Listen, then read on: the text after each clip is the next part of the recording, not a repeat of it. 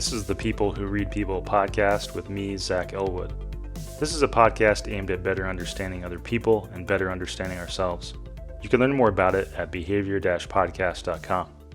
This episode will be about this podcast. I've gotten a good number of new listeners in 2022. Right now it's mid-December and I've been getting a bit more than 30,000 total downloads per month for the last few months, and that's been slowly rising. A year ago I was only at 10,000 downloads per month, so a pretty substantial increase this year. And I thought some people, especially newer listeners, might like to know more about this podcast, to know things like, what do I see as the point of this podcast? How do I decide to talk to the people I talk to? What are my goals with it? Why do I sometimes focus on political polarization?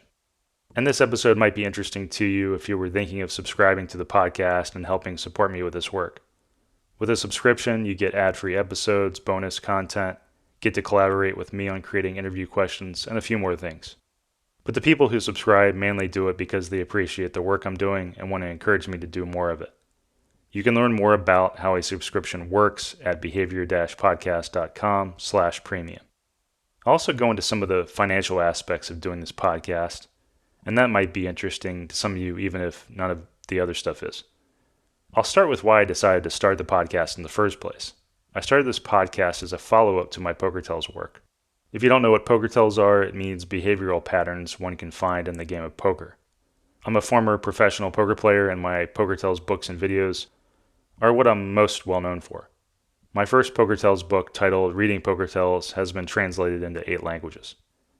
And I've always been interested in psychology and behavior. As a kid, I used to read various random psychology books my parents had laying around the house, like Freud's The Psychopathology of Everyday Life and his book The Theory of Dreams. At one point, I was inspired by Harriet the Spy and would spend time writing down the things people said and analyzing them for hidden meaning.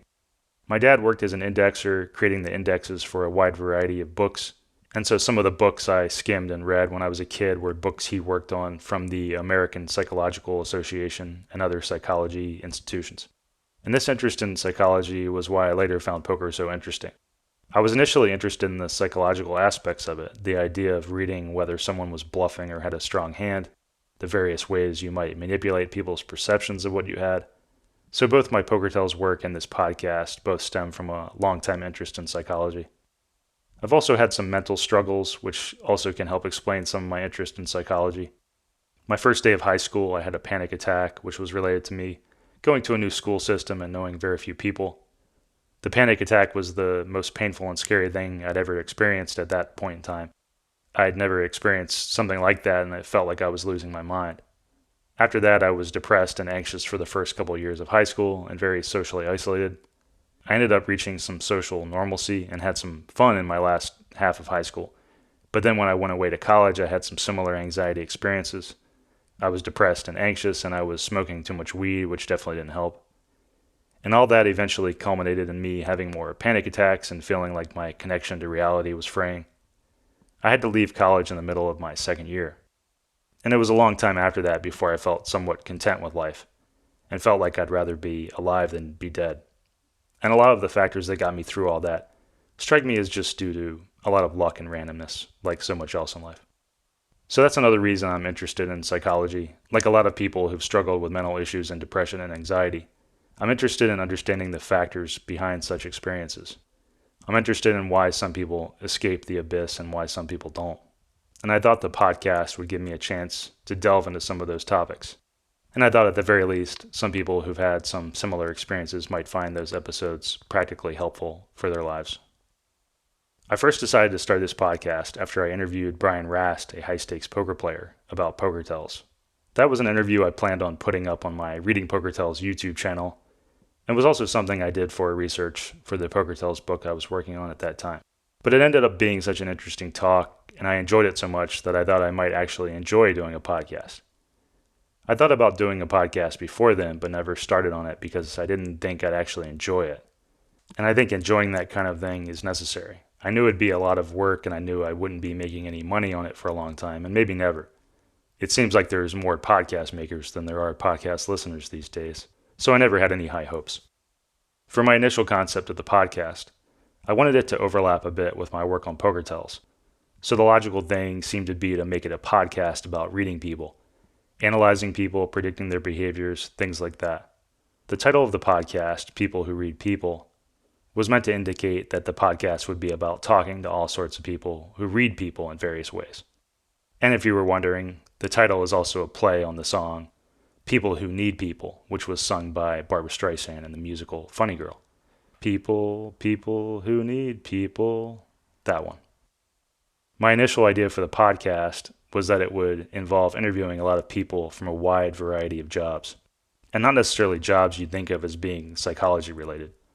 So towards that goal, I've interviewed a restaurant manager, a bus driver, an MMA jiu-jitsu fighter, someone who tracks people over land, to name a few. I was partially inspired in this approach by the 1974 book by Studs Terkel, Working. People talk about what they do all day and how they feel about what they do. My takeaway from that book was that even the simplest seeming jobs can have an immense amount of hidden knowledge and interesting takeaways and learnings, if we ask the right questions. And of course, I wanted to interview various psychology and behavior researchers and experts and learn about the interesting work they're doing. One of the coolest things about doing this podcast has been the chance to ask questions about things that I'm curious about, things that are sometimes hard to find the answers to. And that was another reason I was okay working on it, even though so far it's been a net negative in terms of money and has involved me spending a whole lot of time on it. It's just been educational and interesting to me. One of the things I wanted to do with the podcast is to try to make it as practically useful as possible. When I plan out an interview, I try to focus on the things that might actually be useful in people's day-to-day lives. I find a lot of psychology-related podcasts overly abstract and academic, so I wanted to try to avoid that if I could. I think that almost everyone has something to teach us, things that we can apply to our own lives, if we can just ask the right questions, and if we're open to seeing the world in a different way. This isn't to say I think I always ask the right questions, or the best questions, or focus on the right things. Often I'm disappointed with my approach and my questions.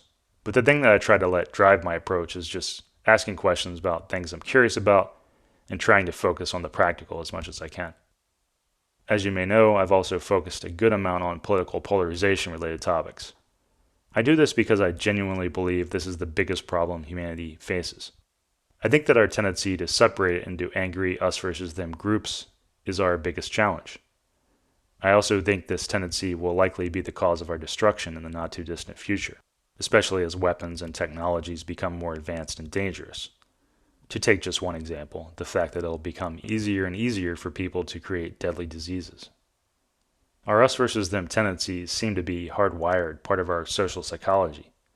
Polarization is just so common. Most countries in the world right now have been increasing in polarization since 2005, with America being just one of the more prominent and extremely polarized examples. And obviously, many societies throughout history have been polarized and have destroyed themselves in various ways, not to mention all the smaller groups and organizations of various sorts that are always breaking up due to what seems to be our natural tendency to form into factions and fight with each other. And one of the reasons polarization is so bad is that the many serious problems facing us as individual countries, or as an entire world, can't be solved if everyone is fighting with each other. We won't be able to even agree on what the problems are, and we'll polarize around these problems, and we'll be so gridlocked we just won't be able to tackle them. So that's another reason I say that us versus them polarization is our most important issue. And one reason I focus so much on this topic is that I think it's amazingly underexamined in mainstream journalism and in the culture in general. I do this because I'm disappointed other people don't talk about it more. There are for sure other people who focus on depolarization and bridge building, various people and organizations, and I'm just one voice adding to that. But I feel like the more people talk about it, the more it will pressure the more influential and powerful people, journalists and politicians and others, to talk about this topic. I don't actually want to be talking about these things, to be honest, but so few people are, and that's part of what drives my interest in it and feeling that it's important to focus on it. And a big part of my work attempting to tackle polarization-related topics is about certainty and uncertainty. It's about examining some of our highly certain narratives. Highly certain narratives are how we become polarized. It's not just certainty about issues, it's certainty about the way other people are, what they're like and what they believe. Polarization is about more and more people growing to hate the other side based on the very certain narratives they've formed about those people.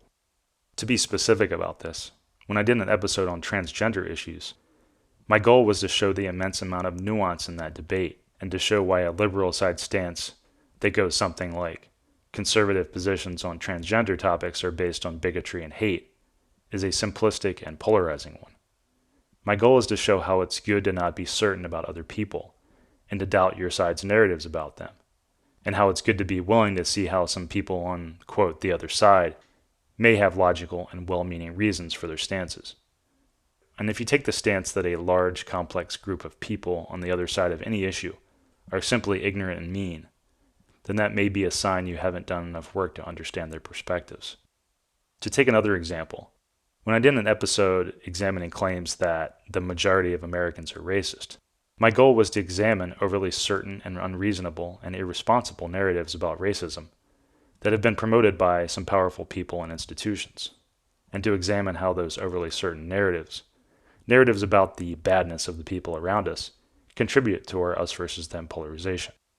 To take one more example, I did an episode on the topic of how many Americans really would be willing to engage in political violence, because I saw that there were some common worst-case framings of surveys related to people's willingness to engage in political violence, when in fact those surveys contained a lot of uncertainty and ambiguity when you really looked at them. And those worst-case framings lend themselves to our us versus them polarization, in making us all more paranoid and angry and distrustful. Our highly pessimistic framings in general have aspects of self-fulfilling prophecies, in that we build up highly certain and frightening narratives about the other side, and then treat those people accordingly, and then they return the favor to us, treating us in angry and fearful ways, and so on and so on. So I think embracing humility and uncertainty is a good thing. I think our desire to be certain and to escape the anxiety of uncertainty is one of our worst, most destructive traits as humans. We don't like living with uncertainty, especially when we feel threatened. And it's easy to feel threatened in this world. Life can be threatening, death can be threatening, isolation and loneliness can be threatening, freedom can be threatening, it can be paralyzing when we realize just how much depends on our choices. It can be threatening to think that this world might be meaningless, that nothing might matter.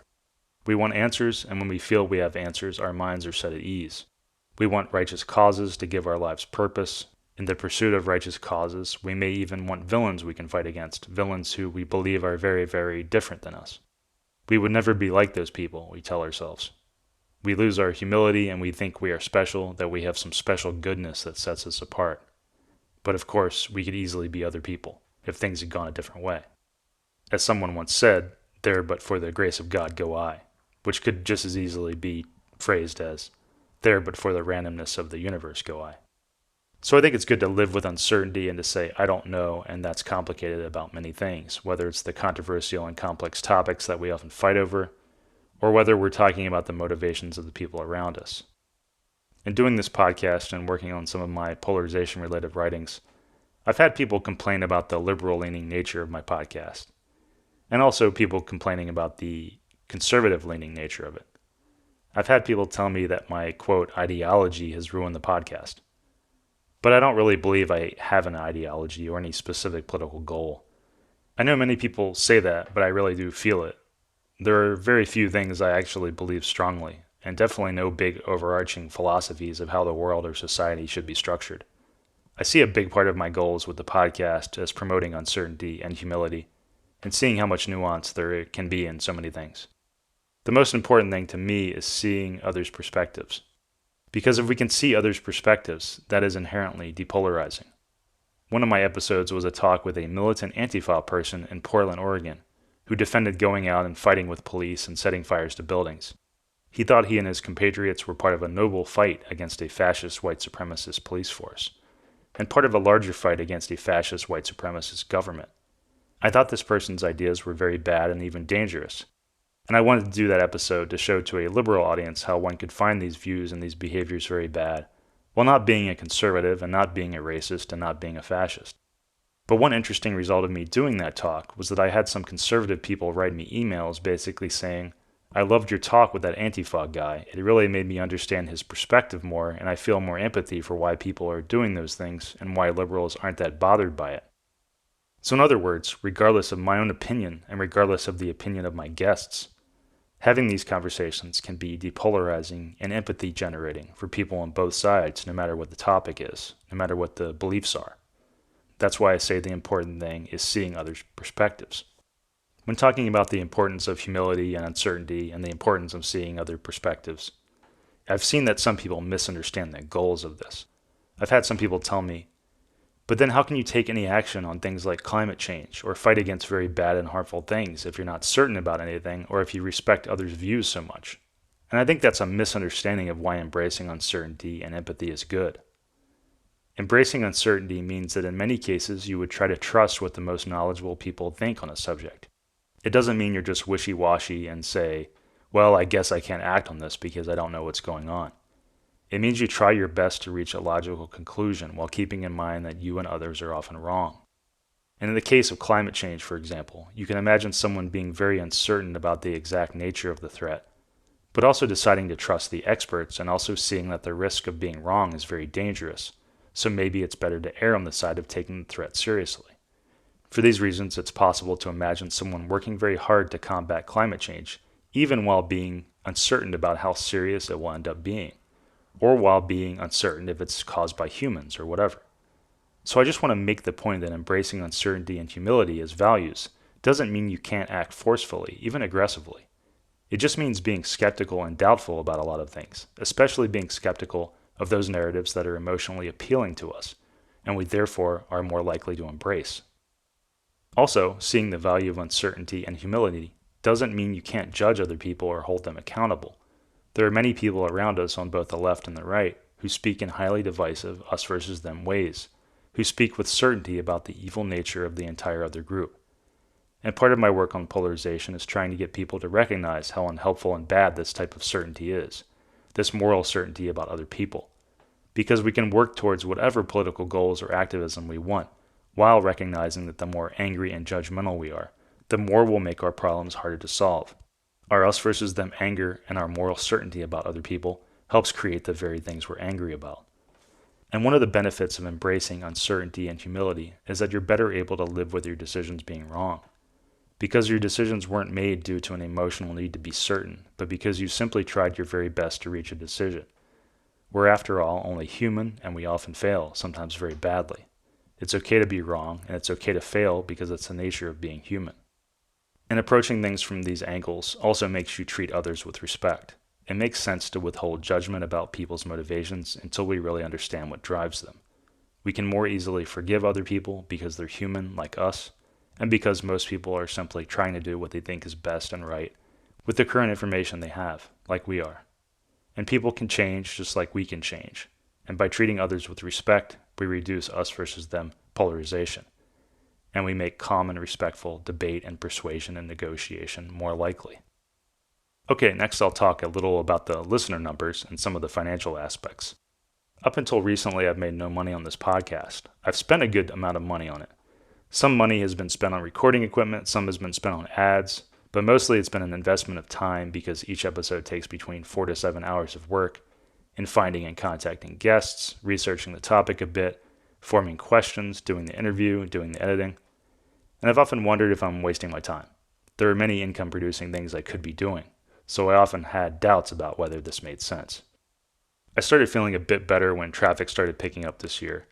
My audience has been growing pretty substantially in the past few months. At this point in time, December of 2022, I've been getting a bit more than 30,000 total listens per month across all episodes.